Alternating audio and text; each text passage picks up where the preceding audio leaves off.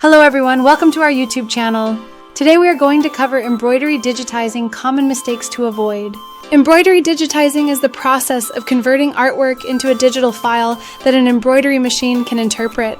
While this technique unlocks endless design possibilities, even experienced digitizers can make mistakes that compromise the final result.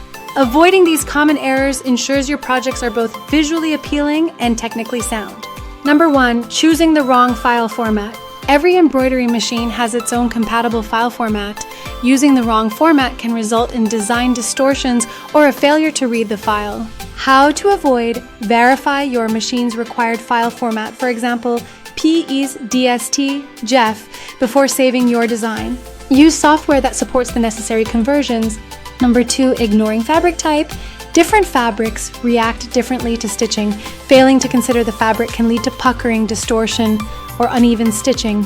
How to avoid: choose a stabilizer and thread suitable for the fabric. Adjust stitch density and tension based on the material, for example, lighter settings for delicate fabrics. Number 3, poor design scaling. Scaling a design too much up or down can distort stitches, leading to gaps or overly dense areas. How to avoid: use software to adjust stitch density and underlay settings when resizing designs. Test stitch the scaled design before applying it to your final fabric. Number 4, overlooking stitch direction. Improper stitch direction can cause tension issues and misaligned patterns. How to avoid: plan stitch angles that complement the design and fabric. Use consistent directions for similar elements within the design. Number 5, skipping underlay stitches. Underlay stitches act as the foundation for embroidery, providing stability and reducing distortion. Omitting them can cause the design to lose its structure. How to avoid: always include underlay stitches, especially for larger designs. Select appropriate underlay types, for example, edge run or zigzag, based on the design complexity. Number 6, using inappropriate stitch density.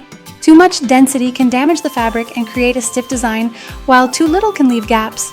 How to avoid: adjust stitch density to suit the design and fabric type. Use lighter densities for sheer fabrics and denser stitches for thicker materials. Number 7, ignoring thread quality and color.